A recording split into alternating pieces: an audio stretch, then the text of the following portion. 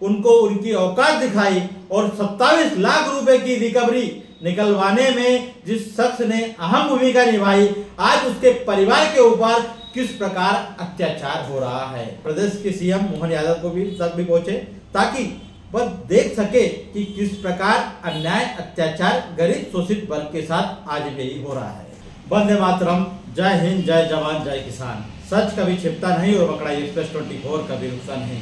दोस्तों, मैं हूं चौधरी मोहन गुजर और आज मैं फिर आप लोगों के बीच आया हूं हरदा जिला पंचायत का तानाशाही रवैया को लेकर।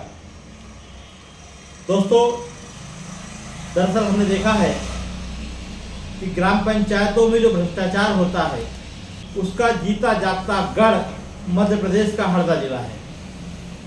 हरदा जिले की ग्राम पंचायतों में, चाहे हरदा जनपद पंचायत क्षेत्र हो, टिमन्नी हो या खिड़किया जनपद पंचायत क्षेत्र हो, इन ग्राम पंचायतों में लंबे समय से भ्रष्टाचार हुआ है। हालांकि समय समय पर यहाँ पर जो अधिकारी आए हैं जिला पंचायत में, उनके द्वारा कार्रवाई भी की गई, लेकिन पिछले लंबे समय से हमने देखा है कि हरदा जिला पंचायत के जो मुख्य कार्यपालन अधिकारी है उनके द्वारा लगातार भ्रष्टाचार के मामलों को दबाया जा रहा है। ऐसा ही एक मामला मकड़ाई एक्सप्रेस टीम ने आज से 2 साल पहले खिड़किया विकास खंड की ग्राम पंचायत धनकार में, वहां पर जो भ्रष्टाचार हुआ था उसको प्रमुखता से दिखाया, शासन प्रशासन का ध्यान आकर्षित कराया और इस भ्रष्टाचार को उजागर करने वाले उसी गांव के युवा और गांव की अन्य महिलाएं वो आगे आई, सड़कों पर उतरी और उन्होंने ग्राम पंचायत में हो रहे भ्रष्टाचार की पोल खोली। शासन प्रशासन से मांग की कि यहाँ पर नियम विरुद्ध तरीके से काम हो रहा है, जो सड़कें बन रही है, बघाटियाँ बन रही है, इसके अलावा मनरेगा में जो जॉब कार्ड चल रहे हैं वह भी फर्जी चल रहे हैं। और इसी को लेकर जब लगातार प्रमुखता से खबरें प्रकाशित की और गांव के जो युवा है जिसने इस पूरी मुहिम को आगे बढ़ाया, युवाओं में एक क्रांति लेकर आया कि अन्याय, अपराध, भ्रष्टाचार के खिलाफ लोग बोल सके, अपने हक अधिकारों के लिए लोग लड़ सके। लेकिन जिस युवा ने उस ग्राम पंचायत से रिकवरी निकलवाई, शासन को फायदा पहुंचाया, ऐसे युवा को तो जिला प्रशासन ने पुरस्कृत करना चाहिए। लेकिन दुर्भाग्य का है कि वह युवक आज दर-दर ठोकर खाने को मजबूर हो रहा है। यह सिर्फ तानाशाही रवैया अपनाने के कारण हुआ है और यहाँ विभाग में बैठे जो अधिकारी हैं वह इतने हिटलर शाही हो गए हैं कि नियम और कायदे कानून सिर्फ गरीबों के ऊपर बनाए जाते हैं और उन्हीं के ऊपर कार्रवाई होती है। आज एक ऐसी कहानी और एक बुजुर्ग विधवा महिला के साथ जो अन्याय हुआ है वह हमारे मकड़ाई एक्सप्रेस 24 के इस स्टूडियो में मौजूद है और उनसे हम चर्चा करेंगे, जानेंगे कि किस प्रकार प्रशासन द्वारा उन्हें प्रताड़ित किया जा रहा है और उस जो ग्राम पंचायत धनकार में जो भ्रष्टाचार उजागर करने में जिसने अहम भूमिका निभाई थी, रिकवरी निकलवाई थी, जांच दल ने उस पूरे मामले में रिकवरी निकालकर प्रतिवेदन जिला पंचायत सीईओ को दिया, जिसमें सरपंच, सचिव, रोजगार सहायक की भूमिका रही। सभी के ऊपर रिकवरी निकली, लेकिन दुर्भाग्य कहें रिकवरी की वसूली आज भी अदालत में लटकी है और संबंधित दोषी सरपंच, सचिव, रोजगार से सचिव के खिलाफ अभी तक एफआईआर दर्ज नहीं हुई। नहीं तो अधिकतर देखा है अमानत में खयानत करने वाले लोगों के खिलाफ कार्रवाई हो जाती है, एफआईआर दर्ज होती है, लेकिन अधिकारियों की मिलीभगत के कारण एफआईआर दर्ज नहीं हुई और वसूली भी नहीं हुई। उल्टा जिस व्यक्ति ने, जिस युवक ने इस मुहिम को आगे बढ़ाया, जिसने भ्रष्टाचार उजागर किया, उसे दर-दर ठोकर खाने को मजबूर कर दिया और आज वो पूरी कहानी इस मकड़ाई एक्सप्रेस 24 के माध्यम से हम प्रदेश के मुखिया मोहन यादव का भी हम ध्यान आकर्षित कराना चाहेंगे कि हरदा जिले में ऐसा अन्याय व अत्याचार किया जा रहा है। अभी बीते दिनों शाजापुर कलेक्टर ने जिस प्रकार एक ड्राइवर को कहा था कि तुम्हारी औकात क्या है, सेम उसी का उदाहरण हरदा जिले में देखने को मिला। हरदा जिले में एक जो अधिकारी है, जिला पंचायत के मुख्य कार्यपालन अधिकारी, जिला पंचायत सीईओ है, उनके द्वारा इनके ऊपर जो तानाशाही रवैया अपनाया जा रहा है, इनको परेशान किया जा रहा है। एकमात्र बुजुर्ग हमारे स्टूडियो में मौजूद है। इस विधवा बुजुर्ग महिला का गरीबी रेखा का काट निरस्त कर दिया।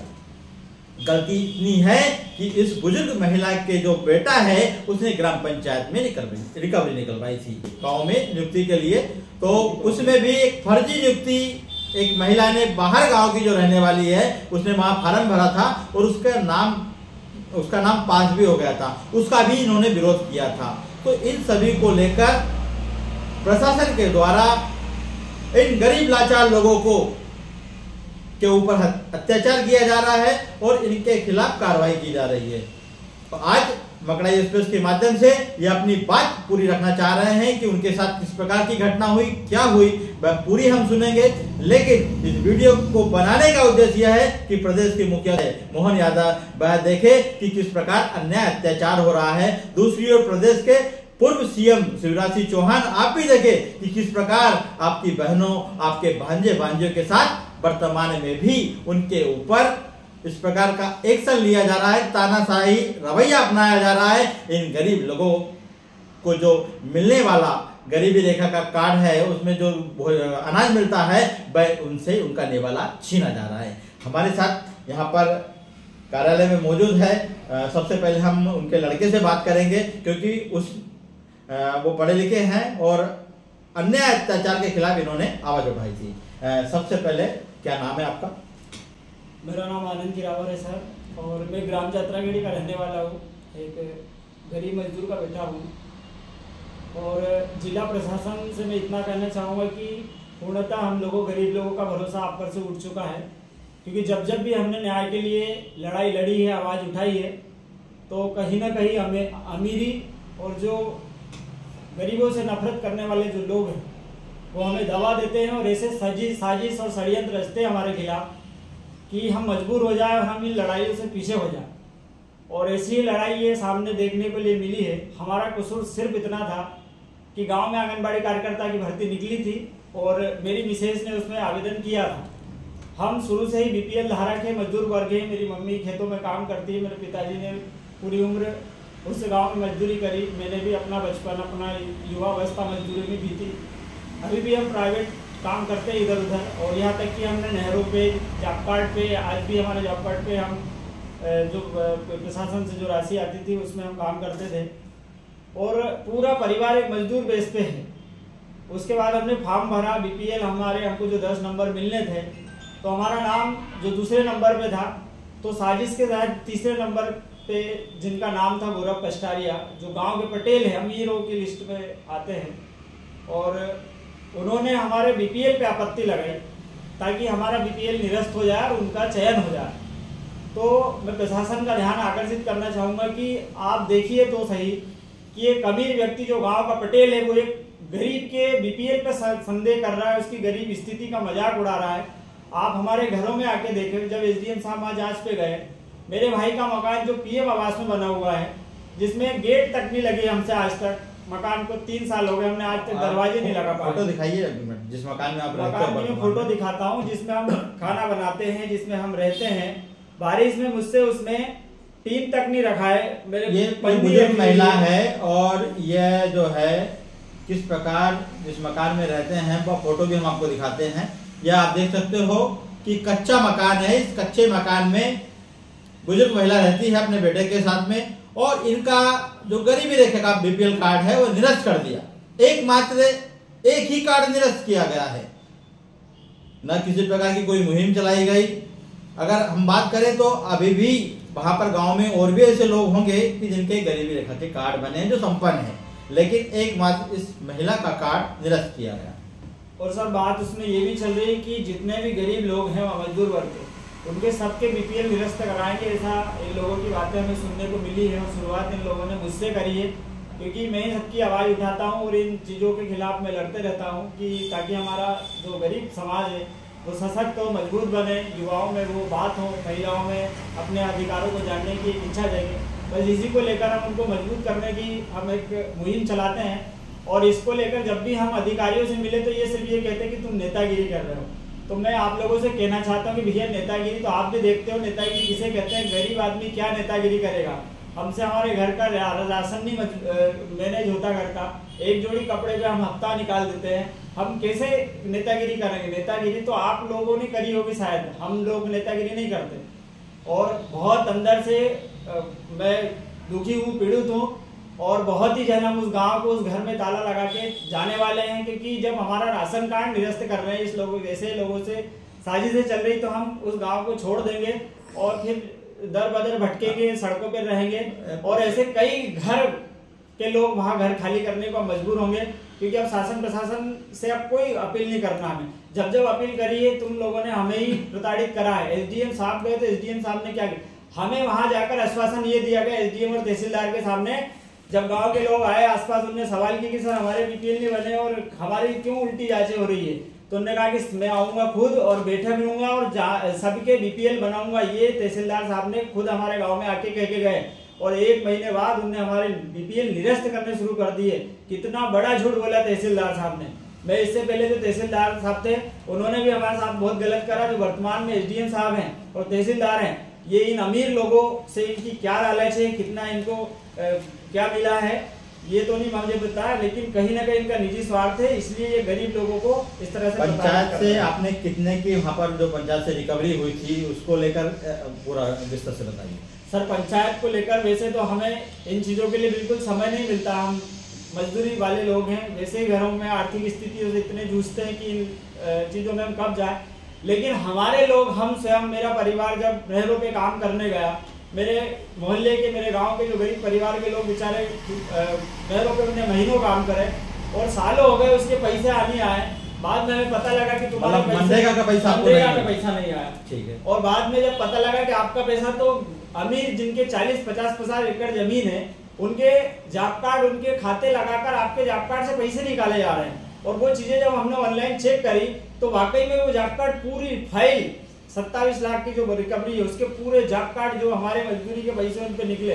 तो हमने इसकी एक मीटिंग करी, गांव में बैठक ली गरीबों लोगों से, और हम उसका खुला मोर्चा खोला, कलेक्ट्रेट का घेराव करा, और 27 लाख की रिकवरी सही पाई गई। हम जब सही पाए गए तो इसी के परिवार के लोगों ने, और ये जो जिन लोगों से, जो लोग हमसे घृणा करते हैं और जलते हैं कि ये इस तरह की आवाज न उठा पाए, उन्होंने इस तरह का षड्यंत्र रचा है। और ये गौरव पस्टारिया, आज इन्होंने सीओ साहब को आवेदन दिया, और इनमें इतना क्या पावर है कि इनका एक व्यक्ति आवेदन देता है और एक दिन में इतनी बड़ी कार्रवाई करके ये हमारे बीपीएल को निरस्त कर देते हैं।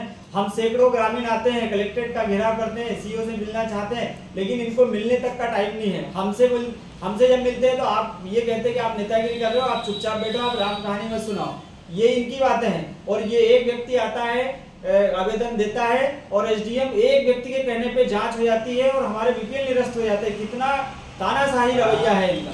कितने 27 लाख की रिकवरी निकली थी? जी 27 लाख की रिकवरी हुई या नहीं हुई? क्या आपको अधिकारी ने क्या जवाब दिया? बिल्कुल अभी नहीं हुई। उन्होंने ये कहा कि कोर्ट में केस चल रहा है, बस ये आश्वासन दिया है। और आज तक वो मजदूरों का पैसा जो हमने काम करा था वो नहीं मिला ना। मैं खुद भी काम करने वाला हूँ, मैंने खुद ने नहरों पर काम किया, मेरी मम्मी ने करा, मेरी बहनों ने करा, मेरे और भी परिवार के, मेरे गांव के जो लोग हैं उन्होंने करा। आज तक वो इंतजार कर रहे, उन्होंने पैसा नहीं।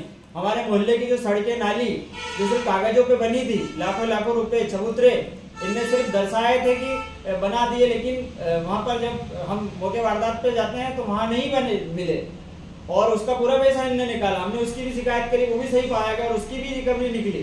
तो ऐसा टोटल 27 लाख रुपए से ऊपर पहुंच गया। आंगनबाड़ी कार्यकर्ता की जो हो रही थी उसमें जो फर्जी बीपीएल कार्ड बना था उसको लेकर आप फर्जी बीपीएल, सर सबसे पहले तो एक बाहरी जो वर्तमान में आंगनबाड़ी कार्यकर्ता हैं, लड़की बाई हमारी गांव की महिला है, वो भी हमारे गांव की बेटी है, दूसरे गांव से आई थी, और इनका जब रिटायरमेंट होने वाला था तो इनने अपनी लड़की की शादी 2-3 साल पहले दूसरे गांव में कर दी थी। तो इनको लगा कि वहाँ दामाद की शायद जॉब नहीं होगी, जो भी है, तो उन्होंने अपने दामाद को यहाँ बुला लिया कि मैं रिटायरमेंट होने वाली हूँ, यहाँ के डॉक्यूमेंट्स आप बनवा लो और हम आपका सिलेक्शन करवा देंगे। भर्ती जब निकली, जब इनका कोई बीपीएल नहीं था, 8-10 दिन गुजर गए, फिर अचानक से क्या हुआ, 2 दिन में इन्हें बीपीएल ले आया तहसीलदार से बोल के, और इन्हें बीपीएल लगा दी और उसके आधार पर जो महिला गांव में रहती थी उसका कार्ड बन गया था। बिल्कुल वो वहाँ के निवासी नहीं है, उनका घर कच्चा मकान। इसको लेकर वहाँ जो तहसीलदार मतलब पटवारी है और सचिव, उनका क्या कहना? उनका कहना, हमने वन वीडियो उनको पूछा, बन के बताइए आप है क्या ये श्रवणपुर ये इस गाँव का, तो क्योंकि नहीं है, उन्होंने उसको बना दिया क्योंकि, और जो व्यक्ति गांव में जो महिला वर्षों से रह रही है उसका बीपीएल काट दिया, निरास्त कर दिया। तो ये बड़ी विडंबना की बात है कि अत्याचार को ये लोग कितना बढ़ावा दे रहे हैं, और अगर इसी तरह करते रहे तो गरीब आदमी को जहर खाने के अलावा कुछ नहीं, ये सुसाइड क्यों हो रहे हैं, ये गरीब शोषित वंचित लोगों के मर्डर क्यों हो रहे हैं, इनको दुर्घटना में मार क्यों दिया जाता है, ये यही कारण होता है। और किसी दिन हम भी ऐसे मर जाएंगे, समाज के लोग आवाज उठाएंगे और उनकी फिर आवाज दबा दी जाएगी। तो इसलिए तो एक ही दिन कुछ ऐसा इंजेक्शन निकालो, ऐसी एक वैक्सीन निकालो कि सबको लगाओ, सबको मारो और ये खत्म करो, क्योंकि समानता है ही नहीं। कैसे जूझ रहे हैं हम गाँव में जाके, जरा हमारे जिंदगी को आप 8 दिन आकर गुजार के देखो।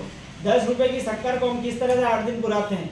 तेल की सब्जी हम एक टाइम कम डालते, एक टाइम ज्यादा मैनेज करके 1 किलो तेल को हम शायद 15-20 दिन या 1 महीने, और कुछ दिनों तक तेल नहीं रहता घर में, ये भी स्थिति हमसे गुजरना पड़ता है। टंकी जब खत्म हो जाती है तो हम न तो लकड़ी है, खेत है, ना खले हमारे घर में, कभी कुश्ते जलाओ, कभी लकड़ियाँ जलाओ, इस तरह से हम बड़ी मुश्किल से खाना, 2 टाइम का खाना भी बड़ी मुश्किल से खा पाते हैं। घर में अगर निरमा खत्म हो जाता है तो 2-3 दिन तक हमें जूझना पड़ता है, और हम अच्छे कपड़े नहीं पहन सकते, अच्छे जूते नहीं ला सकते, अच्छे रह नहीं सकते। इस तरह स्थिति से हम गुजर रहे हैं। उसके बाद तुमने हमारा बीपीएल निरस्त करवाने के बाद में आपने संबंधित अधिकारी से कोई शिकायत की? सर, एक भी अधिकारी ऐसा नहीं बचा हरदा जिले में। मिस्टर माननीय ऋषि गर्ग जी से लेकर नीचे तक के अधिकारी तक सबसे हम मिले, सबको अपनी दुविधा बताई, लेकिन पता नहीं इनके पास ऐसी कौन सी पावर है, कौन सी जादू की छड़ी है कि इनके काम जब होते हैं तो चमत्कार हो जाता है, और हम इनके साथ बस हाथ जोड़े खड़े रहते हैं, कुछ भी नहीं हो पाता। सैकड़ों लोग ट्रैक्टर ट्राली भर भर के आए, आज भी वो बेचारे जूझ रहे हैं। एक डर सा बना हुआ है उनके मन में कि हमें अगर इंसाफ नहीं मिला तो हमारी आवाज दबा दी जाएगी, ये पीड़ा है मेरे मन में। आप देख सकते हो कि एक दुख भरी कहानी, दुख भरी दास्तान उस गरीब व्यक्ति के साथ अन्याय और अत्याचार किया जा रहा है जिसने शासन प्रशासन को फायदा पहुंचाया। जो भ्रष्टाचारी थे, भ्रष्टाचार के दलदल में डूबे लोग थे, उनको उनकी औकात दिखाई और 27 लाख रुपए की रिकवरी निकलवाने में जिस शख्स ने अहम भूमिका निभाई, आज उसके परिवार के ऊपर किस प्रकार अत्याचार हो रहा है। कहते हैं अंग्रेज चले गए, अंग्रेज अत्याचार करते थे, लेकिन ऐसा लगता है कि वर्तमान में भी अंग्रेजों ने कुछ लोगों को यहाँ छोड़कर चले गए। इस प्रकार एक पीड़ा और एक दर्द मकड़ाई एक्सप्रेस 24 के इस मंच के माध्यम से इन्होंने बयां किया, और शासन प्रशासन और प्रदेश के मुखिया मोहन यादव जी तक यह मैसेज पहुंचना चाहिए, और इनकी जो दास्तान है, दुख भरी जो कहानी है, उसको संज्ञान में लेना चाहिए। इस वीडियो को के माध्यम से अनंत किरावर जैसे युवा ने अपनी बात रखी, लेकिन उनके दिल के अंदर कितना दर्द छिपा है बात देखें। उन्होंने पूरी बात इस मंच के माध्यम से बताई कि किस प्रकार उनके साथ अन्याय और अत्याचार किया जा रहा है, किस प्रकार इनको गरीब होने के बाद में भी, झोपड़ी में रहने के बाद में भी इनका जो बीपीएल कार्ड है वह निरस्त कर दिया जाता है। ये तानाशाही रवैया सरपंच सचिव और वहां के जो तथाकथित अधिकारी हैं उनके द्वारा किया गया है, और इस बात से भी इनकार नहीं किया जा सकता कि उन्होंने अपनी मर्जी से किया होगा। कहीं ना कहीं वरिष्ठ अधिकारियों की मिलीभगत उसमें साफ दिखाई दे रही है। कहना चाहूंगा इसी बीच में जी कि जब हमने ये जांच का मुद्दा छेड़ा था और इस तरह ये आंगनबाड़ी का खुलासा किया था भ्रष्टाचार का, तो सर इसमें मेरे प्रति इतनी बड़ी साजिश रची गई थी। इन्होंने ग्राम की महिला कोटवार को उकसाकर, बहकाकर, और जांच के दौरान, जबकि मैंने कभी उनको गाली नहीं दी, कोई अभद्रता नहीं करी घर में, लेकिन उन्होंने कहा कि ये ऐसे नहीं डरेंगे, इनको पुलिस प्रशासन से डराया जाए। इन्होंने उसको उकसाया और थाने में गई वो, और थाने में वहां पर आवेदन ये देकर आए कि आनंद किरावर के ऊपर कार्रवाई की जाए। इन्होंने जांच के दौरान तहसीलदार के सामने मुझे गंदी गंदी गालियां दी और मेरे साथ अभद्रता करी, और महिला होने के नाते मैं शिकायत करती हूँ और इनको गिरफ्तार किया जाए, इस तरह की भी मुझे बात आई। और ये खबर भी उन्होंने पेपर में प्रकाशित कराई। हालांकि पुलिस प्रशासन आज तक हमारे घर नहीं आया, लेकिन मैं कहना चाहूँगा गांव के पूरे लोग डरे हुए हैं, और मैं रास्ता देख रहा हूँ कि कोई अधिकारी ऐसे आए कि हमें गलत ठहराए, क्योंकि गांव के पूरे लोगों में सनसनी सी फैल गई कि इस तरह ये क्या हो रहा है, मतलब कितने तरीके से डराया जा रहा है। इस वीडियो को देश और दुनिया के लोग देख रहे हैं, आप क्या कहना चाहेंगे प्रदेश के मुखिया मोहन यादव जी से? सर, मोहन यादव जी से तो मैं एक ही रिक्वेस्ट करना चाहता हूँ कि यहाँ हरदा जिले के सारे अधिकारियों से हमारा भरोसा उठ चुका है, और हमें बहुत खतरा महसूस होता है अंदर ही अंदर। शाम हो जाती है तो शाम के बाद घर से बाहर निकालने में हम 10 बार सोचते हैं, कहीं रात हो जाती है दूसरे गांव में तो हम वहां से गांव तक आने में 10 बार सोचते हैं कि गांव जाए कि नहीं जाए, क्योंकि इतने डर अंदर भरे हुए हैं और ये लोगों ने इतना हमें परेशान करके रखा है। तो मैं यही कहना चाहूंगा कि आप गरीब लोगों के तरफ भी देखें, और ये संकल्प यात्रा जो आप निकाल रहे हैं विकास की, विकास सर अभी आपका बिल्कुल नहीं है, 0 लेवल पर है।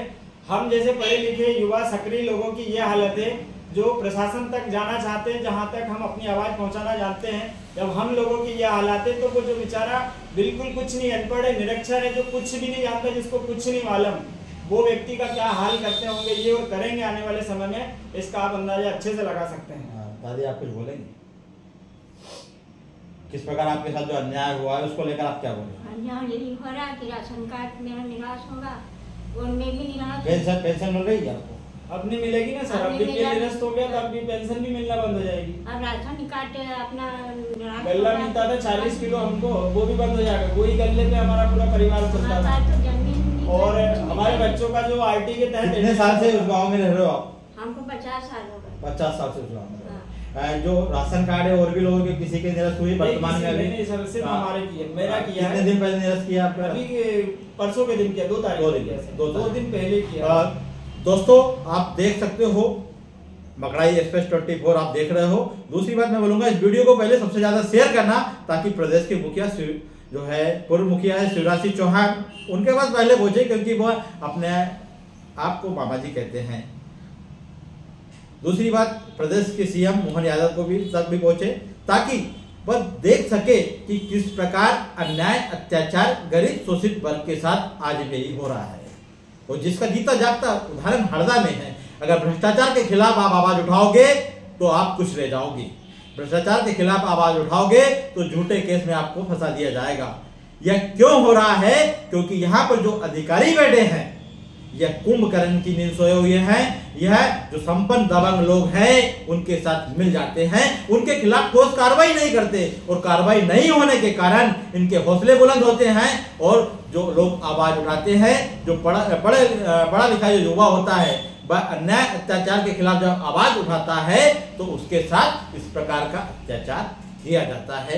और आज इस मंच के माध्यम से इस बुजुर्ग महिला ने, उनके जो पुत्र है, उन्होंने अपनी बात रखी और उन्होंने यह शासन प्रशासन का ध्यान आकर्षित कराया कि किस प्रकार इनके ऊपर अत्याचार हो रहा है। आज स्थिति यह है कि अगर ये कल बिक गए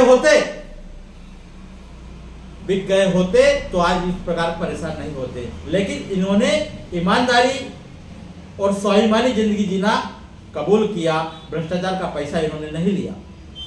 आज तो 27 लाख रुपए में 2-5 लाख रुपए ये रख लेते या बिक जाते तो हो सकता है इनके भटकना नहीं पड़ता। बात आई थी हमारे तक, है ना, ये बात भी आई थी, 2 लाख रुपए ले लो, 1 लाख रुपए ले लो, 1 लाख। लेकिन इन्होंने सोचा कि गांव का विकास हो, लोग जागरूक हों, अन्याय अत्याचार के खिलाफ आवाज उठा सके, और इन्होंने उठाई पूरी ईमानदारी के साथ। धनकार निवासी आनंद किरावर के द्वारा आवाज उठाई गई। आवाज उठाने के बाद में हरदा जिला पंचायत सीईओ ने, जो तत्कालीन जिला पंचायत सीईओ है, उनके द्वारा एक जांच दल का गठन किया गया था, और उस जांच दल में 27 लाख रुपए की जो रिकवरी है ग्राम पंचायत से वसूली के आदेश भी हुई। ये आदेश की कॉपी भी है, तमाम प्रकार के दस्तावेज हमारे पास यहाँ उपलब्ध है, इन्होंने दिखाए।